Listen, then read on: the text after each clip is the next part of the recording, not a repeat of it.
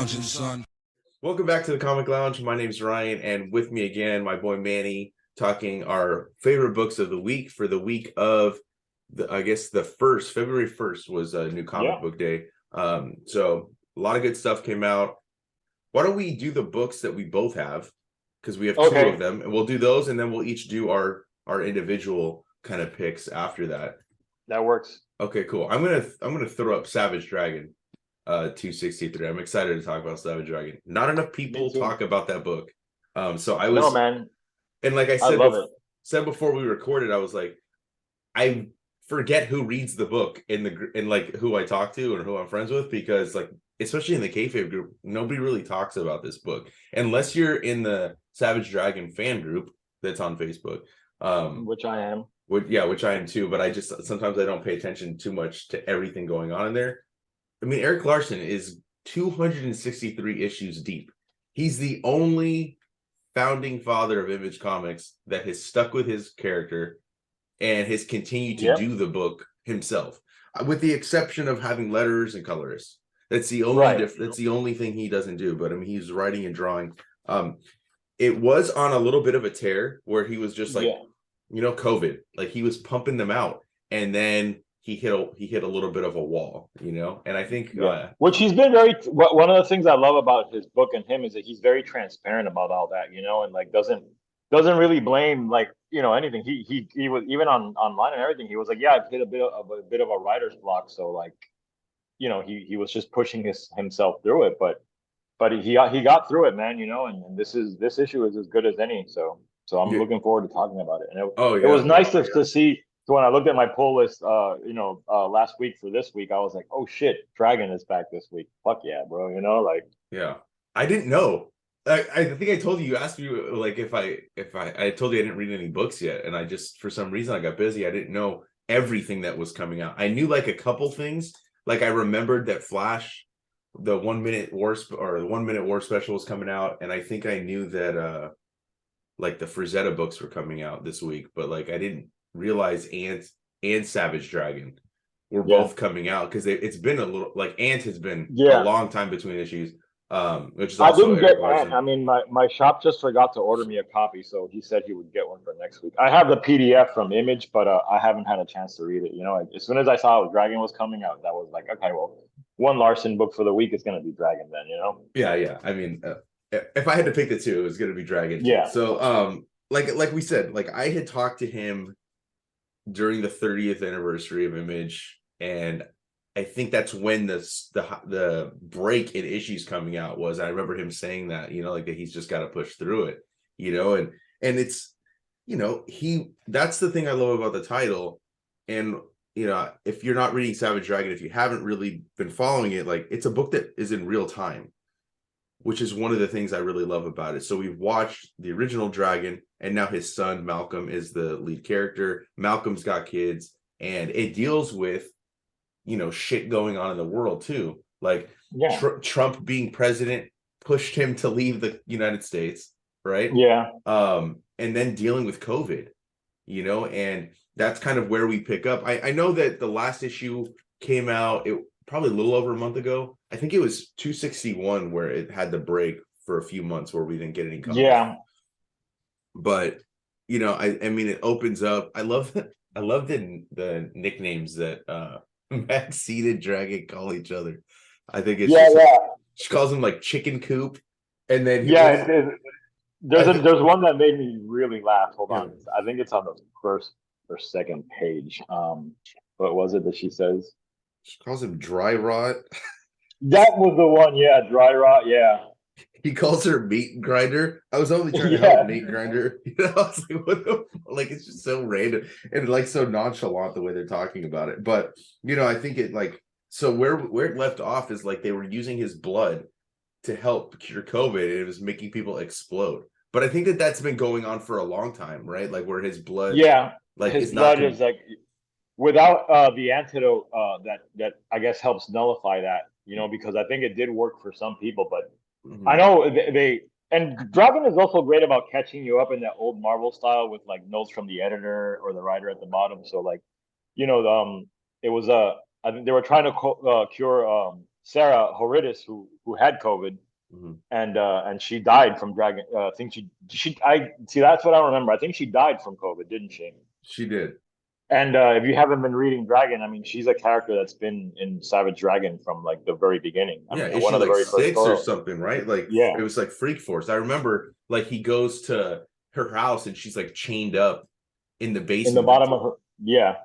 Yeah. So yeah, I mean, like this comic book has such a long history, like there's Uh-huh. so it's so I mean, if I'm just talking about it on surface level, just like the world building that Larson has done over all these years, like it's just such a well thought out, like populated world of characters. Yeah. And at first, like I think there was a little bit of a break. Like Savage Dragon is a book. If you're not sub to it, you might not see it on the shelves.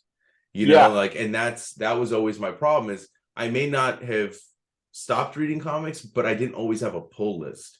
So if I didn't, there's like large gaps of Savage Dragon. There's Yeah, years. you're definitely right about that. It's a book, if you want to read, you need to tell your comic shop you want it because a lot of them might not order it. It has a very niche like fan base. Yeah. But what's great about it is the people who love it are like feverishly into it, and like are willing to talk about it and like share their opinions online and everything. Like, I mean, we had I don't know if you got it, but like the Savage Fincast special that came out Of a few course. months ago. I mean, how many other fans of a particular title do stuff like that? Like Not outside of the only not kayfabe. only do they do it, but the fucking creator uses his platform to get it published. You know what I mean? By Because Image.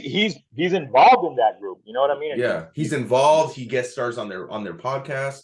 I've yeah. listened to a few episodes, but I didn't even know it existed up until maybe a couple of years ago. So like trying to catch up on all their episodes it's gonna take some time. But I've picked and choose and listened to a couple, and it's cool that there is a podcast dedicated because there is like the dedication to Savage Dragon from its fans It's great. is probably unmatched, I think, in current comics. I don't think you see these diehards.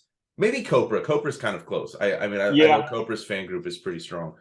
But Eric Larson, like even if you just like what I love is that his art style at times, like if you look at the early Savage Dragon, you look at his Spider-Man, it's kind of changed here and there. Hmm. I'm really digging, and I don't know if I think this is partially to the who's coloring the book right now, which the color is Nico's I think it's Kutsis.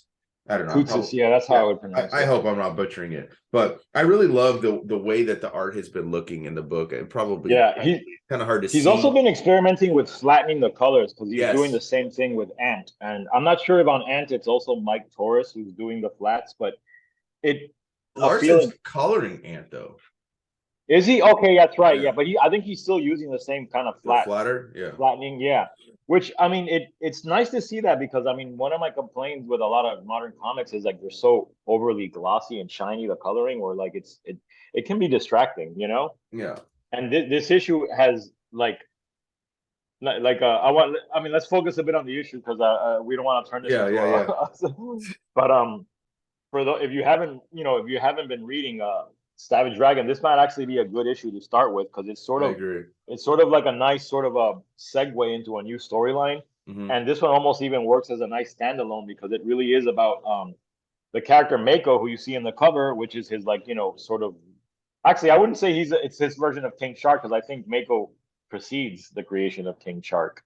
I'm Yes, not sure, you're but I think right. he does. It does. But he's very much a mutant like shark hybrid, and he's been around the Savage Dragon title since the beginning. And uh, lately, King Shark has been trying to weasel his way back into the vicious circle, and I think even maybe Mako. assume command. You called him King Mako. Shark. Oh yeah, man. Mako's been trying to weasel his way into the vicious circle, and even maybe assume leadership. Hmm. And in this issue, Mako like goes hardcore, man. Like one of the best things I liked about this issue was how it was like a return to like that sort of like a gory like fun that Savage Dragon was known for, like this over the top violence, which I mean you can't really call it disturbing because it's still sort of done in a kind of a cartoony way. But I mean, Mako is he's biting limbs off here, like severing heads Hmm. and doing all sorts of shit. And look at And this panel, like the hand, he's ate the dude, and the hand is coming out of the mouth. yeah, it's very Jaws. Like there's a lot of moments here that reminded me of Jaws, and it's cool because like you also in this issue you also get to see like the dragon family on the beach on vacation, so you get a glimpse into like their everyday life. So Yeah. it, like I said, it's a great issue if you've been wanting to read Savage Dragon, or you've been a lapsed fan and you haven't been keeping up with it because of the hiatus or whatever. Like definitely get 263, man.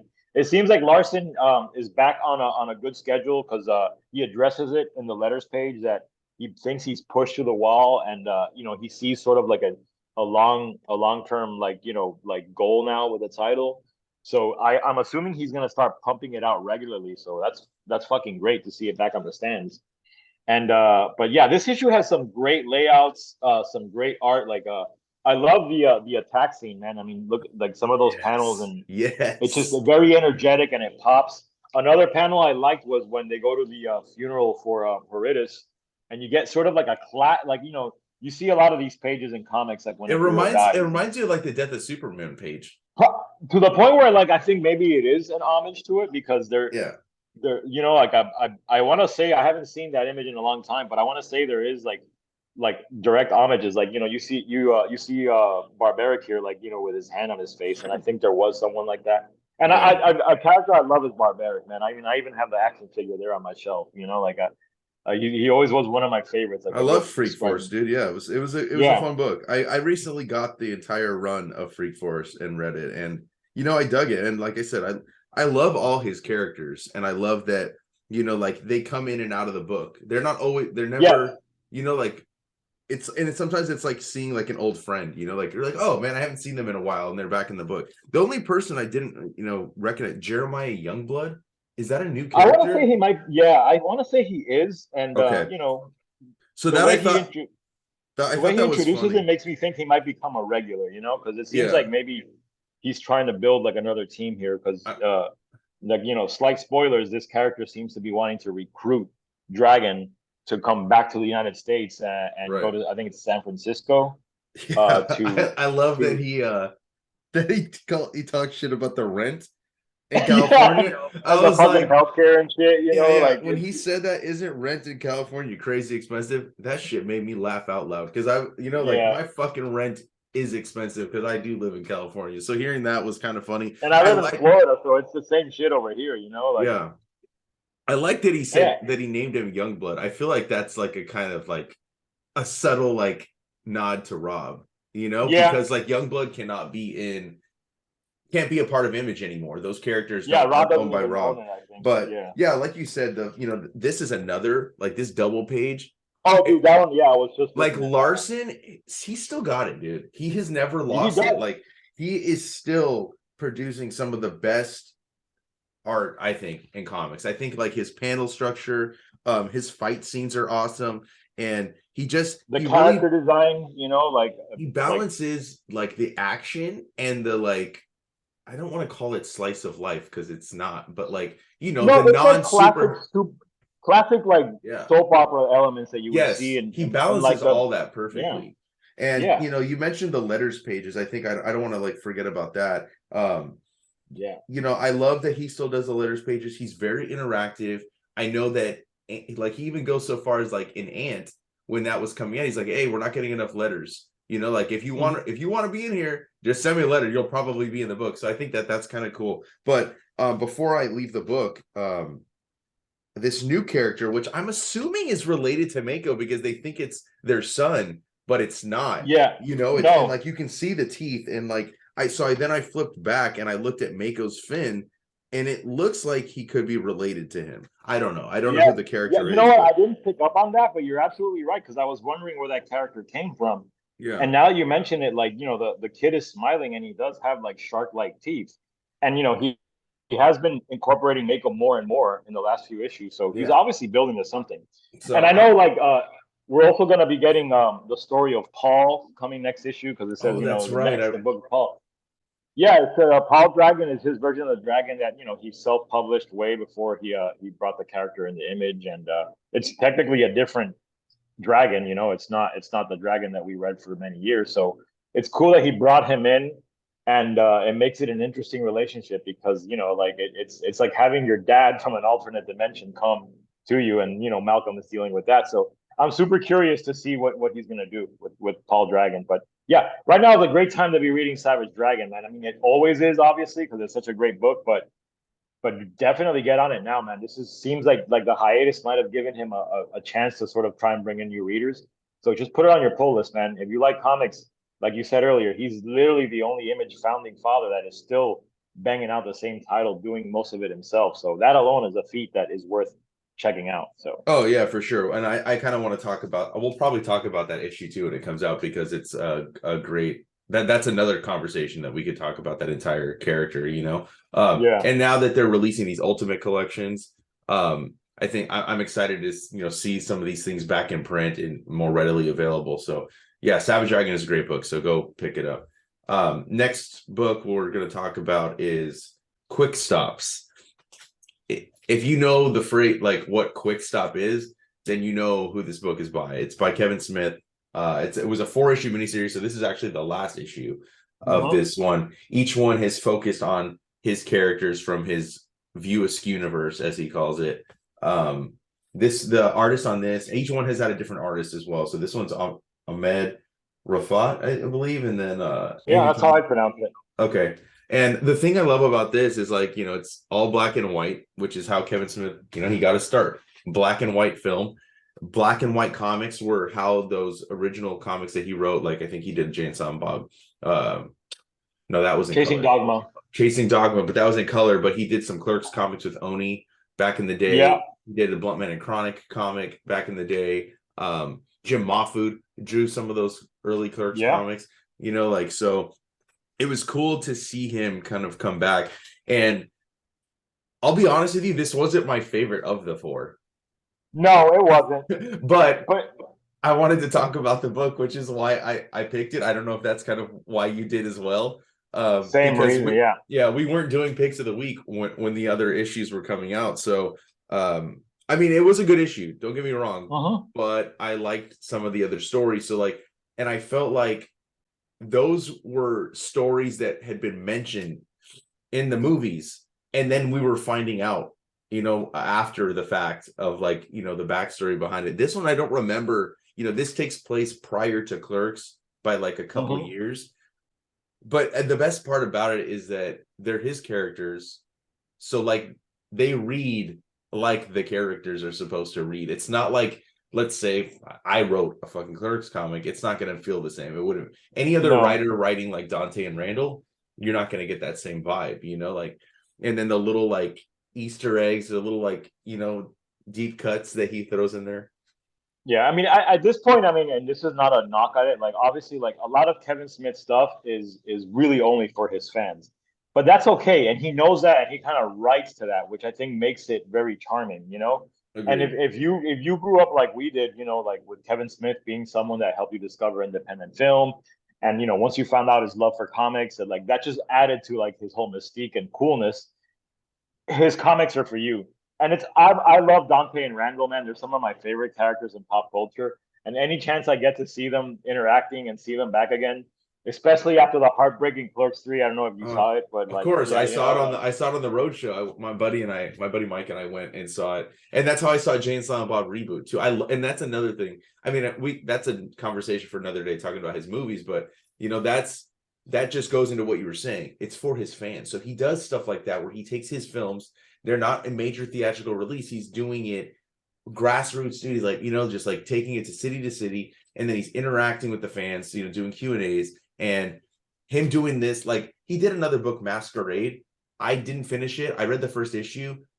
This is the book I was excited for because, like you said, same. it is for people like us, the diehards, the And he's ones. only doing it out of love because I mean, he knows that this isn't going to be any kind of big mainstream hit. So he knows that like his fans are always starved for the View Askew verse and these characters, and like seeing them in comics form just makes sense because it's kind of bridging the two worlds that he loves the most. So I can't recommend it enough. It always puts a smile on my face when I read the book and like to be in that world. So yeah, man, that's the reason I like it too. And it's a cute little story. They're all done in one. Yeah, And Dante and Randall still sound like Dante and Randall, and yeah, it's great to see them again, man. I love it. And yeah. like you said, I love that he picks like these sort of like unknown artists to draw these books because like it's it gives it the feel of the indiness that he's always had in all of his work, whether it's his films or his podcasting or his comics. But Mhm. yeah, Quick Stops is great, man. Love Oh it. yeah, dude, and like even throwing in like Gil Hicks from Mallrats, and then he Yeah, even uses that same line to try to pick up on Veronica, who that's right.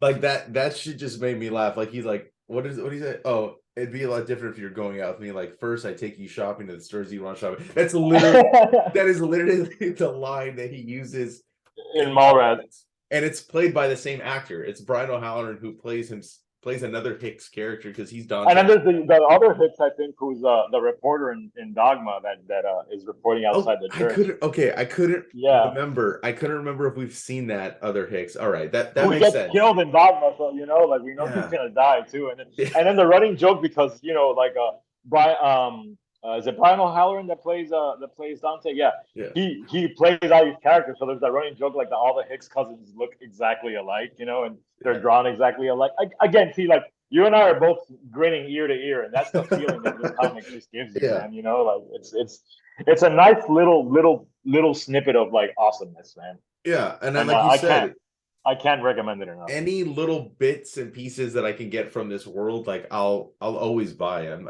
I'll probably still buy the hardcover when it comes out, to be Yeah, honest with exactly. you.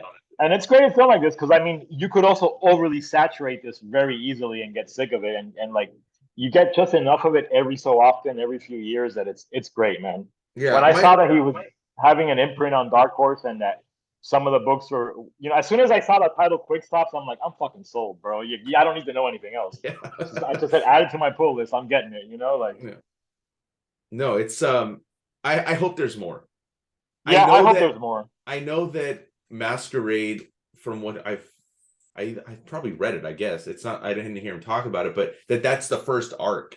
So it is going to come back. That was 4 issues, but then it'll be for another one. But he didn't say anything about quick stops. Like But this this, is something he could come in and out of, you know what I mean? Like, and there's yeah, so yeah, much yeah, you could tell. So like, and so many things we've heard about in the other stories and yeah. I mean, and revisit characters. it doesn't even need to be called quick. I mean, he could do Jay and Silent Bob, really, Yeah, because he they're could. not Yeah, even really in the book. I mean, the only purpose they serve is to guard, is to it's watch so the, fucking, and it's such a is like such a classic Jay. yeah, Yo, the just guy to has the shits, yeah, to like, watch the quick stop so that they can both go to this reunion that Randall has no business going to, but that he needs to go for whatever reason. And then he's like, "Yeah, I'll just have them watch." He's like, "We can't have them watch this show." He's like, "Yeah, he's just gonna stand outside." And then yeah, that's what they do anyway. so like everybody that comes in, even like Veronica, who's coming to pick them up, is like, "Oh, the quick stop guy's got the shits." And then that's like continue. It's so stupid, but it is so funny. And then he No, just we're both continues and laughing, does bro. it. This is the reaction. Like the one we're having now is exactly what I had on my face when I was reading it. So Yeah. like, No, it is. I think this is the first book I read. No, I read this and Savage Dragon last night. They were the two that were at the top of my pile. I already knew they were going to be my picks. And, sometimes I'll be honest, sometimes I have a book like, years ago when I was doing picks of the week. And then even since you and I have started, like I'll put a book on my list in my head, like I'm going to talk about it. And it doesn't always hit. This one was, like, it's just a small little short story, but it's funny. Like even though issues before, like I would like to like talk about them with you. Like we'll do another video where we talk about them we should do because like a Kevin Smith video. yeah, oh definitely, dude, for sure. Because I loved it, and Randall's always been like one of my favorite characters. Like Yeah. I'll do, and my buddy that I work with is the one that went with me at Clerks 3, and I'll put my hat down, like where because he has it like that, and I'll just like come to the back of the kitchen. I'll do that stupid walk, and like Yeah. it's constant with the Kevin Smith like references. Like Yeah. I'll say a line and like he'll finish it, like, and Yeah. that's the thing I love about people that love Kevin Smith. If you love Kevin Smith, you love Kevin Smith. And if you know his work, and like those little intricacies of like, the deep cuts, like I said, where you're like throwing out a line from Mallrats. If you don't watch his movies, you're not gonna pick up on that. And like, but it still reads fine, even if you haven't. Yeah. It's still a Yeah. funny line. It's just like if you know him, you know him. And I really dug this issue. I love, especially because of the scenes with Veronica in Clerks 3, like getting to see her again here and like the beginnings of their relationship. I don't know. It had like a little heartwarming moment Yeah, and how too. like the whole painting of the nails thing became a thing between them, which is like a a nice scene in the first Clerks, and like again, yeah, he's like even world building a little bit, which is great, like it's great. It's a lot Yeah. of fun, man, and like you said, I really hope we see more of View Askew characters in little series like this, because if he's gonna be publishing books again through Dark Horse, man, like he needs to be doing that because his fans truly love it. Yeah, and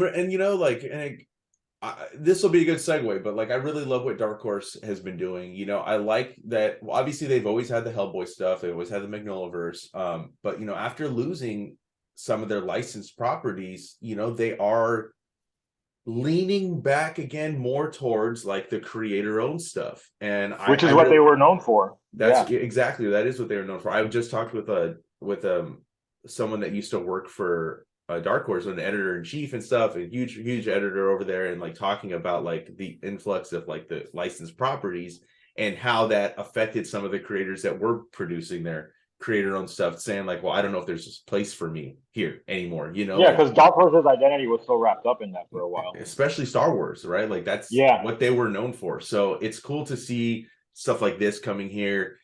I'm not exactly a fan of some of the stuff Bendis is doing, but even Bendis, like the new stuff he's doing, but even like Bendis coming on and doing his stuff through there, and some of the other, Burger books is there, a lot of cool Yeah. stuff that Dark Horse is doing. So I think that it's cool to kind of see this almost, I don't want to say a revitalization because they've always had a presence, but it's cool to see this influx of new talent. Oh yeah, and how can I forget like their deal with Comixology? So all their stuff that like Scott Snyder's doing, all his books come through there. So that's propping them up again, and it's cool to see Dark Horse in a place like this. Kevin Smith choosing to do it through there where he could have gone to Image, but I like that he's with Dark Horse, and I'm excited for more stuff. And the reason I said it was a good segue is because I know what your next pick is. So Yeah. Well, my next pick is yet another Dark Horse book. It's Minor Threats. If you watched our best of 2022 video, you know that I picked this title as one of my favorite comics of the year. It's written by Patton Oswalt and Jordan Blum. I mean, obviously, most people know who Patton Oswalt is, one of the best comedians we have going on now. yeah. And Jordan Blum is someone that he's worked with. He's a TV writer, and they've worked on several things together, including the MODOK series for Hulu. And the art is by Scott Hepburn and Ian Herring. And this is the final issue in the series. To give you a quick, synopsis, Minor Threats is about a bunch of B and C list villains who to get together and try to track down the arch nemesis of this character called the Insomniac, who's kind of like a Batman on along, because his partner had been murdered by the Stickman, and these characters are trying to find Stickman and kill him because the Insomniac and the Justice League kind of characters of this world are all going crazy, hunting everyone down to try and find the murderer. And this issue wraps up the storyline, and I think there's going to be more, obviously, because of the way it ends. But man, I wasn't prepared for how fucking brutal this ended. I mean, there was always a lot of humor in the book, and I expected that, considering who's writing it. And there's still humor in this, but it takes a pretty dark turn here in the end and gets kind of serious, but it does not feel forced or like some kind of abrupt like tonal like tone deaf change. Like it really works with the rest of the story, and it actually works to sort of further flesh out the characters, and you realize how big of a threat Stickman really is, and it makes him such a fucking cool character. Like they've in these 4 issues they've created such a believable world, man, that you can't help but want to read more about it. And I know from following them on Twitter and stuff that yeah, they do have more planned in this, and it's fantastic, man. The art is great. The story's fantastic. If you're a comic book fan, it's for you because you're gonna recognize all the allusions. But again, if you don't know shit about comics, it's also a great read because like it kind of stands on its own because it's characters that were solely created for this title, so it's its own universe, and it's great, man. I can't talk about it enough, and I can't believe it's been only 4 issues. I wish it had been longer, but it also works as a very tight, concise storyline because honestly, maybe any longer it would have felt padded and drawn out. But it's great, man. Pick it up, definitely. I love the cover. Like it's got kind of like the old school like corner box art, which we don't see enough of in comics. That's like one of my favorite things. Yeah, And I'm same. glad they did that like old school Marvel corner box art. And yeah, man, I don't want to ruin the pleasure of reading it, but I know the collection before you were recording. You said comes out in July, so it's definitely going to be collected. June June. 21st is the exact date. Yeah, like like I said before we recorded too, like I wanted to pick up the issues, and we only had issue 2 and 3. There was no 4s left by the time I got to work yesterday. And I think I'm just gonna have to ask, or when I get back to work, I'm just gonna order the other issues, because like I don't really feel like waiting till June, and I'd really love to do an episode where we can talk more openly about the actual book, because I know you're Yeah, trying not to spoil it, not just for people listening and watching, yeah. but for me. But for you, So yeah. I did try to catch up before we recorded, but I didn't have the issues at the shop. So yeah, and like I want to mention this too, is like this goes with Kevin Smith also. Patton Oswalt, like usually you hear about people like celebrities, right? They're gonna write a comic, or they're gonna put their name on a comic, and you're just like why? Like, is this what is the point? Are they even really a part of it? But just like Kevin Smith, Patton Oswalt is a comic book fan, and he Mm-hmm. constantly talks about comics. Like, he is not just trying to like do a comic book so that it can become another property. You know what I mean? Like, it's clear, if you follow him on Twitter, especially, he will tweet out about a comic book that he read and what I mean, shop he bought it at. I started reading Radiant Black because of his constant tweets about how great the fucking book is, and it really is. And like, you could tell. And even I don't know if you ever saw the documentary, the original Kings of I think it's not Kings of Comedy, or the Comedians of Comedy, which is a play on the Kings of Comedy. It was like a documentary slash concert film I with haven't him and seen it. Brian Posehn, where it followed them around on tour. And there's a scene where him and Brian Posehn literally stop on the way to the tour at a comic shop wherever they're town they're in, because it's Wednesday and they're like, we need to get our fucking books. Like, I don't care that we're not at home, like, That's and awesome. like that, yeah, yeah. So I was like, that's true fandom right there. And he was a comics fan before he was even a comedian. So it's just something that's part of his DNA. Yeah. So him writing this comic is probably something he's always wanted to do, and that is clear when you read it. Like, Yeah. you cannot be you can't write a book like this if you don't love comics. That's all I Agreed. can say. Agreed. And I think, and before I talk about my last pick, I knew he was a good writer, like good comic writer, when I read he did it was in that Black Hammer anthology. He wrote a story Yes, in dude. there Yes, that yes. was really good, really good. So yeah, I'm excited to read Minor Threats. I'm excited to, like, once I read it, which I know I'm sure I'm going to dig, like, to get more of that. And yeah, obviously it's selling well. So Maybe another video once you read yeah, it. Tell me what you think. another video. Hell yeah. Yeah. So my last pick is also something I talked about in our 2022 picks. It's the new issue of Frank Frazetta's Death Dealer by Opus. The writers Mitch Iverson, Isao, and Isaac Escorza, which are the artists from Last Ronin, are the artists on this particular arc. Yeah, I keep forgetting to add that to my list because that, that So that alone is a selling point. so this one, it's, I, like we were talking about sword and sorcery, there's not enough of it. Or we were probably Mm. talking about it before we recorded. So it's really dope to kind of have this monthly dose of it. Plus, I'm a huge Frazetta head. And yes, I named the creators on this book, but I can't forget to mention, like, Sarah Frazetta, who has helped get this out, right? Like, she is the one that's behind the scenes, constantly, like, making sure her grandfather's name is being done in a way that honors him, and not done Yeah, in a cheap way. Like, the names of just the cover artists that are, like, doing it, like, like, it just shows how much Frazetta is, like, loved and revered. Simone Bianchi, Frank Cho, Gabrielle Deodo, David Finch, Joseph Michael Linzer, Dan Panosian, Bill Sienkiewicz. I mean, dude, dude, bro. I mean, you know that's what I like mean? that's like a who's who right And there. that's this isn't the only book. This is one of 2 books being published.